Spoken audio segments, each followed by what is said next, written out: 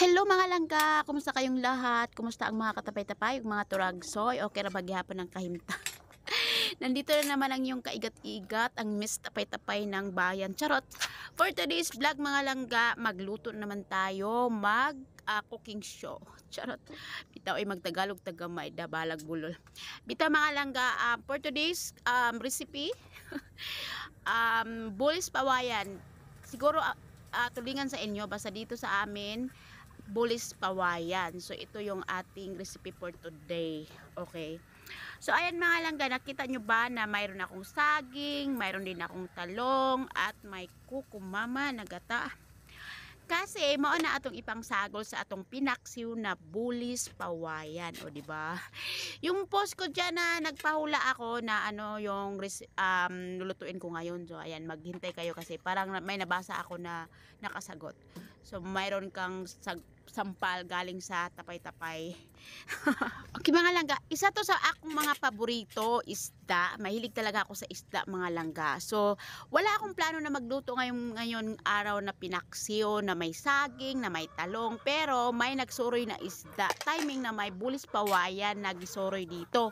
Kaya bumili na lang ako at naisipan ko nga isda na lang na pinaksiyo na with saging at talong na lang ang lulutuin ko ngayon for today's video. So nakatry na ba mo mga langga nga magpaksiw mog isda na sagulan ninyo og saging hinog? Dili kayo siya ingo nga hinog nga kanang lata na nga pagkahinog, kanang kuan lang siya balang-alang nga pagkahinog. Tapos talong. Kasagaran man gud sa magpaksiw talong naman ibutang no. Pero ako na timing jud kaayo nga nay saging dire. So saging og talong, naampo ko'y talong permit kay hilig man akong mga anak og talong labi nag itorta. Okay, so muna akong naisipan ngayon na for today's video na magpaksiw ako na may saging at saka may talong. Okay. So ayan na mga langga, nalagyan ko na ng saging, tapos ngayon talong na naman. Yung talong na nandito mga 5 days na to. Kuha na siya kanang matik, parang gahi na siya ba, hindi na siya fresh. Gahi na siya kanang hiwaon. Pero okay pa naman siya. Okay pa naman, makaon pa man siya. 5 days kasi hindi talaga kasi ako palaging nagluluto ng talong, 'di ba? Kasi parang medyo tapulan ko bitaw. Labi ako ra piminti diri anya. Pag mga torta-torta kailangan mo pa ng mga giniling, 'di ba?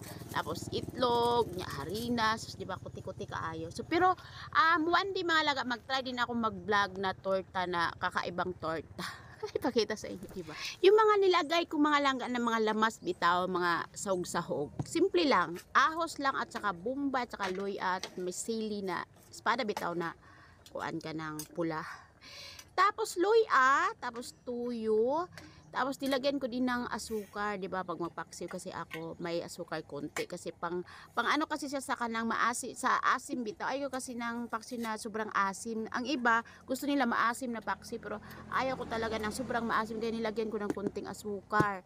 Tapos nakita nyo ba na may kukumama ako? Kasi siyempre yung ating pinaksiw, may kukumama.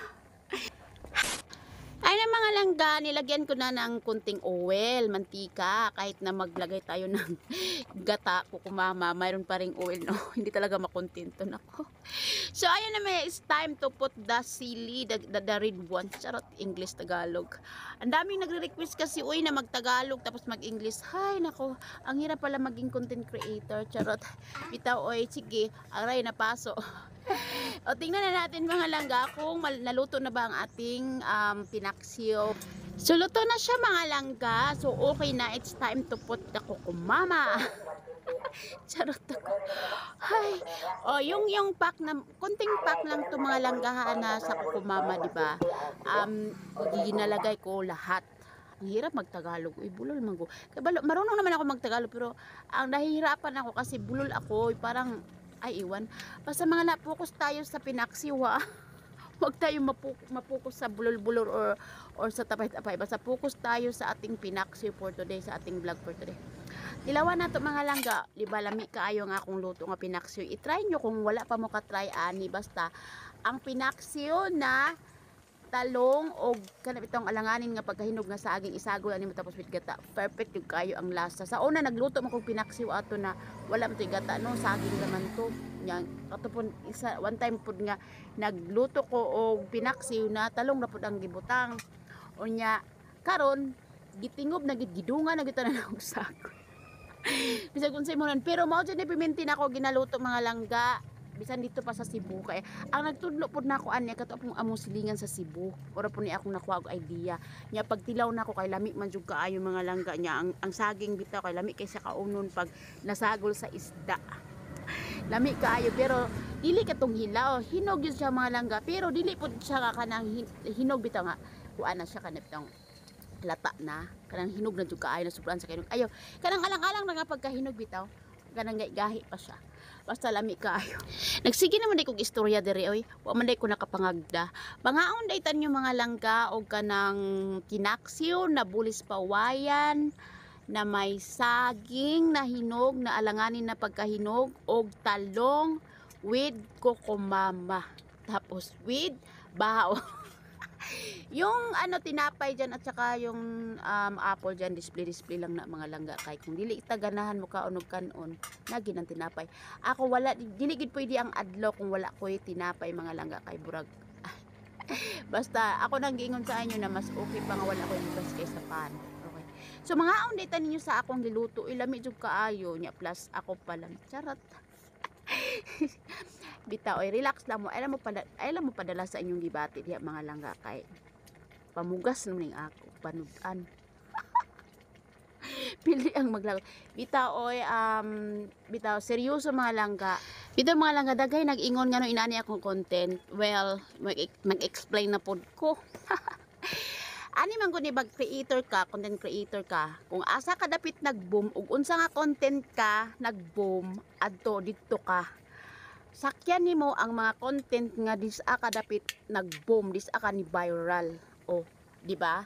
So kani siya nga content nag-viral ni siya nagkuan ni siya nagkanang nag 11 million. Wala pa ganito siya nga 11 million ha. Kada vlog na ako og inani mo trending. So unsa man day buhaton nga musimang day ka. Ngan mao man ni siya nga content diri ko nag-boom so diri ka mo sakay.